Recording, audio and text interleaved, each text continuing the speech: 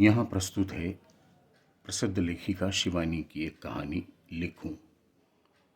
इस कहानी की सबसे बड़ी विशेषता यह है कि इस कहानी में प्रिया दामले के व्यक्तित्व के बारे में वर्णन किया गया है। प्रिया दामले के व्यक्तित्व में आखिर ऐसा क्या था जो सबको आतंकित कर देता था। वह सुंदर थी, मेघावी थी, पैसों की उसके लिए कोई कमी नहीं थी, पर कहीं कुछ था जो लोग उससे कतराने लगते। ऐसे अनूठे व्यक्तित्व के मन की गुत्थियों को आपके सामने खोल रही है हिंदी की सुविख्यात और बहुपठित लेखिका शिवानी। यह प्रश्न पिछले 2 वर्षों से मुझे विचलित कर रहा है। कई बार कलम उठा चुकी हूँ, कितनी उतनी ही बार हार कर रख दी। कभी चित्त बहुरूपिया बन उदार दलीलें देता, कभी स्वयं कलम थाम लेता।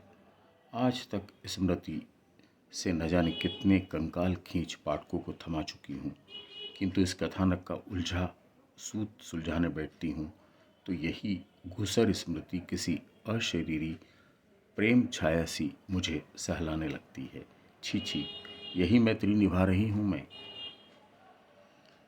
मेरे जिस पलायन के कलंक को मेरे आत्मीजन भूल चुके हैं, जिस रहस्य के गड़े मुर्दे को, कब्र को लापरवाही से उगाए झाड़ झंखाड़ ने एकदम से अदृश्य कर दिया है, उसी मुर्दे को उखाड़ रही है तू। भूल गई है क्या कि मेरी एक विवाहिता पुत्री और है। भले ही आज वह सुदूर अफ्रीका के किसी गहन वन अरण्य में अपने वैज्ञानिक पति के साथ किसी दुरूह शोध कार्य में ऐसी खो गई है कि वह शायद ही कभी भारत लौटे।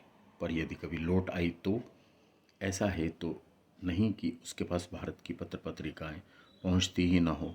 फिर तू मेरा नाम भी तो नहीं बदल रही है। कैसे बदलूं प्रिया? वह नाम ही तो तेरे व्यक्तित्व की व्याख्या कर सकता है। विधाता का दिया वह नाम मैं कैसे बदलूं? फिर क्या तुम्हारा कलंक उजागर कर रही हूँ? मैं तो केवल यह सिद्ध करना चाह रही हूँ प्रिया कि तेरे पलायन का कलंक कलंक नहीं, विवशता थी। प्रिया दामले अपने पितृकुल का ऐसा जगमगाता दीपक थी जिसकी देहरी पर रखते ही पितृकुल का बाहर भीतर दोनों उजागर हो गया था। उसके पिता 4 भाइयों में सबसे बड़े थे। दुर्भाग्य से 3 चाचाओं में से 2 निसंतान थे, तीसरे ने विवाह ही नहीं किया। इसी से लाड़ प्यार में पली प्रिया बचपन से ही अबाध्य बन उठी थी। 10-12 वर्षों तक उसे लड़कों के कपड़े ही पहनाए गए। वैसे ही छोकराकट बालों में वह एकदम लड़का लगती थी। जब वह मेरी सहपाठिन बनकर हॉस्टल में आई तो मैं ही नहीं, सब ही छात्र छात्राएं उस छरहरी सुंदरी के तेजस्वी व्यक्तित्व से सहम से गए थे। लगता था मधुमास में जन्मी किसी कलिका सी उस किशोरी को सोकुमार्य चापल्य मार्दव से मंडित करने में विधाता ने उन वनस्पति जन्य रंगों का प्रयोग किया था जिनका प्रयोग इन दिनों आश्रम के कला गुरु नंदलाल बोस कर रहे थे। पलाश, हरिता, गुलबन, प्लासा, हरितिका। विधाता की उस प्रतिमा प्रसूत सृष्टि को देख सचमुच यही लगता था कि मोनालिसा के विश्वविख्यात चित्र की रहस्यमय मुस्कान को समझने की भांति प्रिया की दृढ़ता से भिजे क्यूपिड अधरों की मुस्कान समझने के लिए भी शायद अनंत काल तक व्यर्थ प्रयास चलते रहेंगे। आश्रम गुरु रविंद्रनाथ ने शायद ठीक ही कहा था, नारी सौंदर्य का अर्धभाग प्रकृति की देन है, किंतु उसका शेष सौंदर्य केवल काव्य है, प्रेमी और कवि की उर्वर कल्पना का परिणाम। मैं जानती हूँ यहाँ मेरे पाठक शंका की नंगी संगीन लिए एक बार फिर मेरे सामने खड़े हो जाएंगे। ऐसी भी क्या कल्पना जो सदा की भांति सुंदरी नायिका को कल्पना के तुरंग पर आरूढ़ कर मानव पकड़ से दूर हवा में उड़ाकर रख दे। किंतु मेरा आपसे अनुरोध है, मुझे उस दिव्य व्यक्तित्व की वर्णना जी भर के कर लेने दे। मैं आपको विश्वास दिलाती हूँ, मेरी स्मृति कल्पना को रंज मात्र भी प्रश्रय नहीं दे रही है। यह तांत्रिक साहित्य में भले ही त्रिपुर सुंदरी या योगिनी के लिए प्रयुक्त हुआ हो, प्रिया वैसे भी मन को आदर करने में समर्थ है। उसका वही तेज देखकर पहले हम सब सहम गए थे। किसी ने भी उसकी ओर मैत्री का हाथ नहीं बढ़ाया। अपने साथ वह बड़े बड़े 2 सूटकेस भरकर विचित्र परिधान लाई थी। राजस्थानी लहंगे, कच्छी, चूनर, जामनगरी छायल, चूड़ीदार कुर्ते, अंगरखे, लेडी हैमिल्टन रेशम की सलवार कमीजें, और उसमें से कई बार स्पष्ट कह दिया गया था कि आश्रम की कन्या में आश्रम की कक्षा में वह केवल सूती साड़ी पहनकर ही प्रवेश पा सकेगी। ठीक है, उसने अपनी सुराहीदार ग्रीवा और तान कर कहा था। हॉस्टल में तो जो जी आए वो पहन सकती हूँ, और फिर वही करती थी। रात को आश्रम भोजनालय में जाती तो उसके आते ही हंगामा मच जाता। सब कहते देखो देखो, उर्वशी आकाश से उतर रही है। वह न दाएं देखती न बाएं। अपने साथ लाया गया बगुले के पंख सा स्वच्छ नैपकिन गोद में, घर, बंगाल का घंट, शुक्तो, चचवड़ी का गुस्सा मुंह में धरते ही नाक चढ़ा पानी का एक घूंट पीकर उठ जाती। एक दिन मैंने उसे टोक ही दिया था, तुम तो रोज भूखी ही उठ जाती हो, खाती क्यों नहीं? ऐसा खाना मेरे घर के कुत्तों को भी नहीं दिया जाता, कैसे चुपचाप खा लेते हो तुम लोग? आश्रम के एक एक नियम को वह जिस दुस्साहस से रोंदे जा रही थी, उसे देखकर हम सब कांप रहे थे। अब इसकी पेशी निश्चित रूप से हमारी कठोर फ्रेंच दीदी के सामने होगी, और वे निश्चित रूप से इस नक्सड़ी के अहंकार का भूत एक पल में झाड़ कर रख देंगी। किंतु कुछ भी नहीं हुआ। पता यही लगा कि उसके पिता लॉर्ड सिन्हा विधान राय एवं नील रतन सरकार के अभिन्न मित्र हैं, एवं उन्हीं के प्रभाव से प्रिया आश्रम में स्वच्छंद विचरण कर सकती है। ऐसा नहीं था कि उसे कभी गुरुजनों की फटकार मिलती ही नहीं थी, किंतु जब भी मिलती वही निषेध उसे उद्दत बना देता। सचमुच अद्भुत लड़की थी वह। आकाश को भी लांघ जाने का उसका अदम्य उत्साह, बाधाओं से जूझने का उसका सदा गौरवोन्नत तक सिर, कठोर कशाघात को सहकर भी किसी को कुछ न समझने वाली मुद्रा, आज उसके रंगीले भावों की कटु तिक्त मधुर स्मृतियाँ मुझे विहल कर रही है। उसे लड़कियों में उठना बैठना अच्छा नहीं लगता था। इसमें कोई संदेह नहीं कि काम मन का मूल है, किंतु प्रिया में वह काम शायद कुंठित होकर ही तीव्रतर हो उठा था। उसके लिए सुनाए का ही महत्व था, नारी का नहीं। एक तो उसके शरीर की गढ़न भी ऐसी थी कि लगता था कि खजुराहो की भित्ति की ही कोई मूर्ति जीवंत हो उठी है। उसके अंग अंग में काम झलकता था। शायद यही कारण था कि छात्र मंडली उसके इर्द गिर्द भौरे सी मंडराती रहती। लड़कियों में उसकी एकमात्र मित्र मैं ही थी। यद्यपि आश्रम की ही छात्रा मेरी बड़ी बहन मुझे कई बार कठोर चेतावनी दे चुकी थी कि उस बेहया अहंकारी लड़की को मैं गज भर की दूरी से ही बरतूं। खुद तो बदनाम है ही, तुझे भी ले डूबेगी। खबरदार, जो तूने उसके साथ घूमते फिरते देखा, जो तुझे मैंने उसके साथ घूमते फिरते देखा। किंतु मुझे हमेशा ही लगता था कि लोग उसे गलत समझते हैं। वह अहंकारी नहीं थी, वह तो उसका चेहरा ही विधाता ने ऐसे बनाया था कि उसकी सरल दृष्टि भी अहंकार दीप्त लगती। गणित में स्वयं उसे सरस्वती का वरदान प्राप्त था। कठिन से कठिन सवाल भी वह चुटकियों में हल कर देती थी। स्मरण शक्ति ऐसी थी कि एक बार किसी पाठ पर आंख फेरती और दूसरे ही क्षण विराम अर्धविराम सहित पूरा पाठ दनादन उगल देती। उसका बंगला उच्चारण एकदम त्रुटिहीन था। साहित्य सभाओं में रविंद्रनाथ, जीवानंद दास, विष्णुदेव की कविताओं की आवृत्ति करती तो लोग आश्चर्य से मंत्र मुग्ध हो सांस रोके उसे देखते रहते।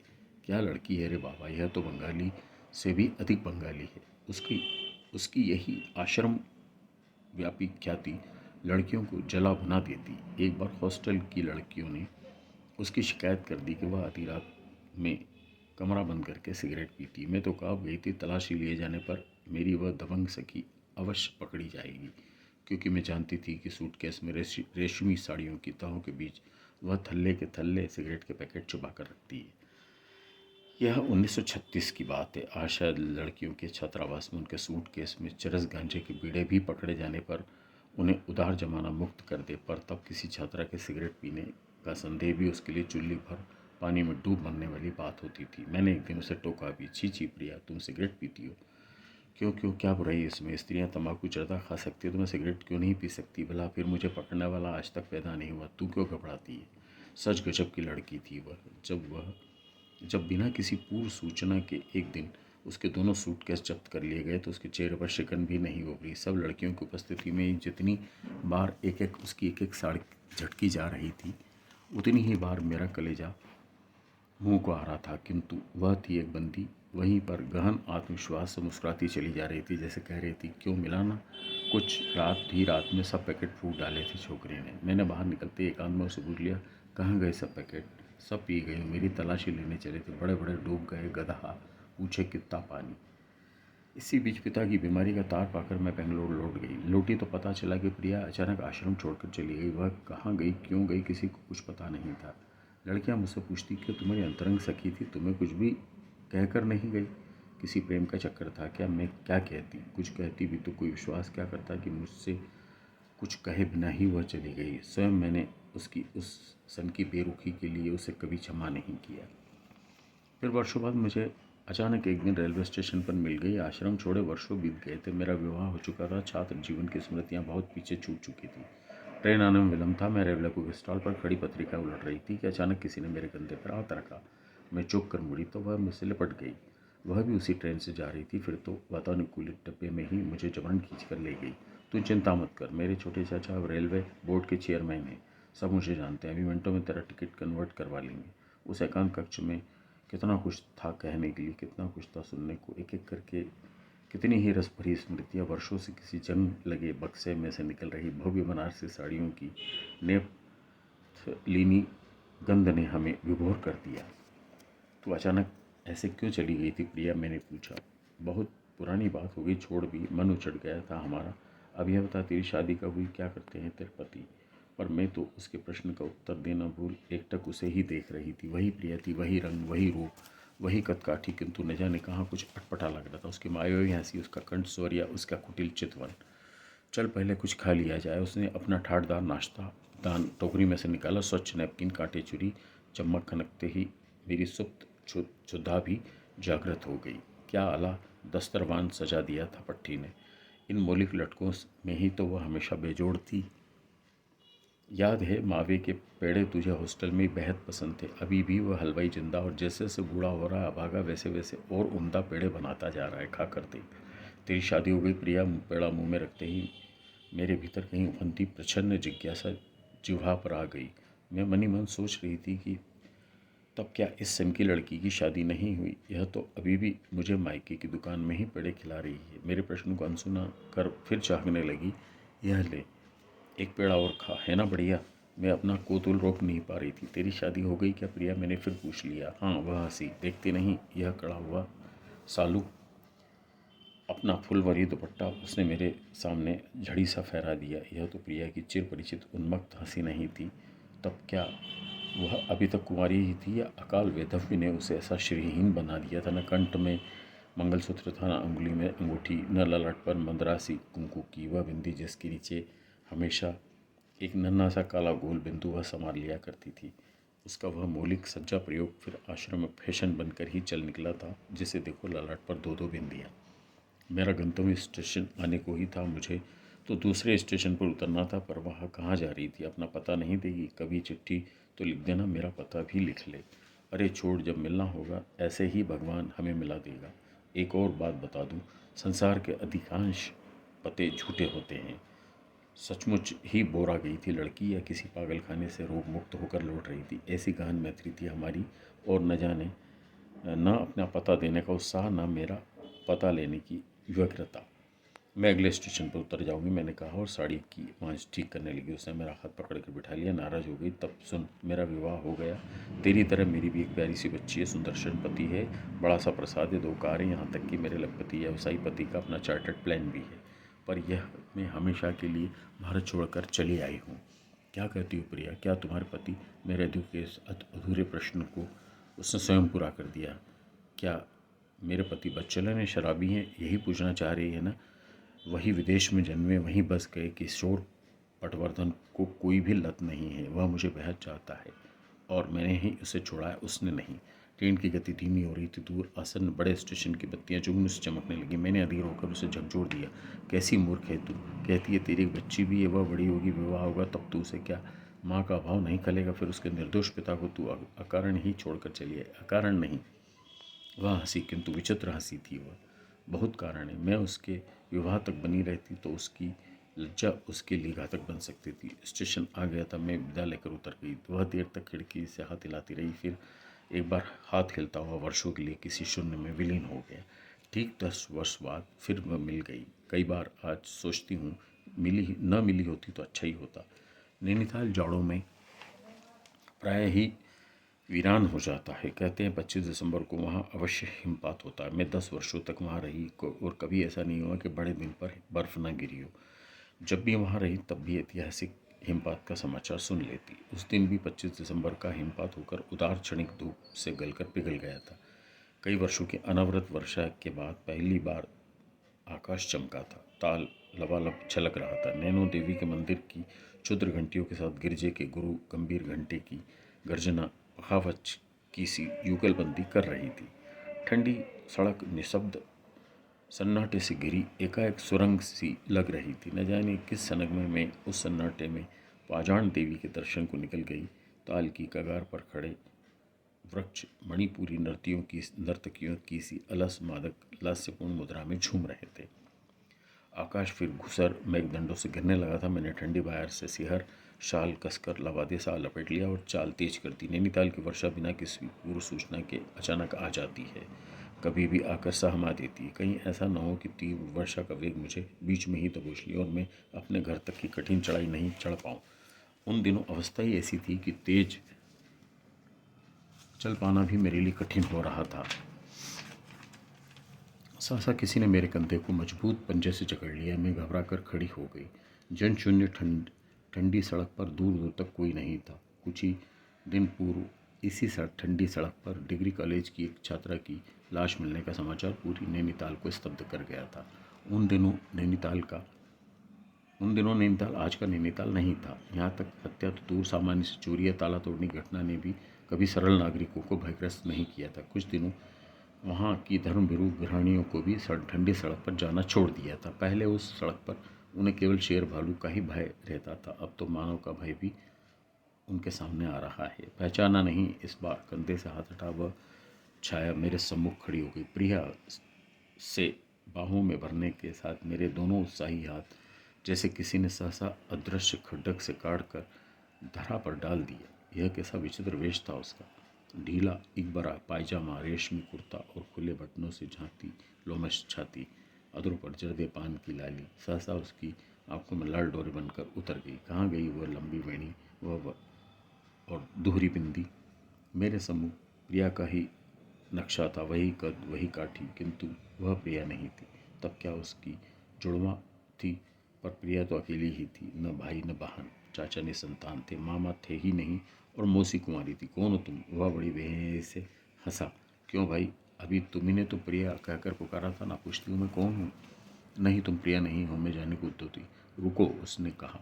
उसके पहले मैं दामन बचाकर छिटकती, उसने दोनों हाथों फैलाकर मेरा मार्ग अवरुद्ध कर दिया। तुमने ठीक पहचाना, मैं प्रिया ही हूँ। क्या बक रहे हो? मेरा रास्ता छोड़ो।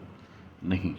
फिर वह हमारी मैत्री के न जाने कितने प्रकरण एक ही सांस में सुना गया। याद है जब तू, मैं और एक्सकर्शन दल को किस्सा दे कचौड़ी वाली गली में कचौड़ी खाने सटक गए थे। इक्के में लौट राजघाट के पिछवाड़े के रास्ते चुपचाप आकर अपने अपने बिस्तर में घुस गए थे। याद है जब तुझे चुटकियों में उन 50वां थ्योरम याद करवा दिया था और जो तुझे याद ही नहीं होता था। याद है जब प्रभात मुखर्जी ने अपनी क्लास में हम दोनों को कक्षा में बात करने पर पीरियड भर खड़ा रखा था। याद है तुझे नींद में चलने की आदत थी और हम दोनों एक दूसरे की चोटियाँ मान लेते थे कि तू चलने लगे तो मैं जाग जाऊँ। तू हमेशा मेरे पास आकर सो जाती थी। याद है? बस चुप करो, कह तो दिया। मैं उसे स्तब्ध खड़ी देखती रह गई। कौन है अद्भुत सिद्ध जो मेरी और प्रिया की मैत्री के इन संस्मरणों को अभिज्ञता से मुझे सहमा रहा है? कहीं ऐसा तो नहीं कि प्रिया मर कब गई और ये उसका दुष्ट प्रेत हो? अभी भी तू नींद में चलती है क्या? पर सुन, उसने बड़े स्नेह से मेरा हाथ थाम लिया। अब तू डरकर मेरे बिस्तर में घुस भी गई तो मैं तेरी चोटी अपनी चोटी से नहीं बांध पाऊंगी। देख इधर देख। वह अपने कटे केश पर हाथ फेर भ्रष्टता से मुस्कुराया। मेरा चेहरा लाल पड़ गया। सहसा मेरे गर्भस्थ शिशु की धड़कनें मेरे धड़कनों से मिलकर धधक उठी, थक थक। अंधेरा और घनीभूत हो गया था। कोहरा धीरे धीरे ताल के ऊपर शामियाने सा टंग गया। मंदिर की आरती की गूंज कभी धीमी और कभी प्रखर होकर अयारपाटा के पहाड़ों से टकरा रही थी। तूने उस दिन ट्रेन में पूछा था ना क्यों मैंने घर बार छोड़ा? तो सुन, नीला के जन्म के बाद ही मेरा शरीर मेरे लिए पहेली बनने लगा। मेरे कंधे स्वयं चौड़े हो गए, मेरी अंगुलियां मोटी होती चली गई, मेरे पंजों में लोहे की जकड़न आ गई, मेरी आवाज़ भारी होने लगी और मेरा दर्पण ही मुझे छलने लगा। पहले मुझे पुरुषों का साहचर्य प्रिय लगा था, अब मुझे किसी भी सुंदरी युवती या किशोरी को देख में पागल उठती। पति स्पर्श भी मुझे असह्य लगने लगा। बेचारा किशोर आश्चर्य से मुझे देखता। एक दिन उसने कहा, क्या हो गया प्रिया तुम्हें? क्या तुम मुझसे नाराज़ हो? मैं उससे कैसे कहती कि किशोर अब मैं प्रिया नहीं रही, धीरे धीरे अप्रिय बन रही हूँ। फिर एक दिन मैंने साहस कर एक अज्ञात चिकित्सक के पास गई। अपने पीपी के पास जाती तो एक न एक दिन किशोर जान लेता। रुपया मेरे लिए हाथ का मेल था। मैं किसी भी विशेषज्ञ की ऊंची से ऊंची फीस दे सकती थी। डॉक्टर ने मेरे संदेह की पुष्टि की। मैं धीरे धीरे नारी का चोला छोड़ रही थी। एक सामान्य सा ऑपरेशन ही मुझे पुरुष बना देगा, किंतु मेरा पुरुष क्या मेरा सर्वनाश नहीं कर देगा? मेरी निर्दोष बच्ची, मेरा देवतुल्य पति, क्या ये मेरे पुरुष को स्वीकार कर पाएंगे?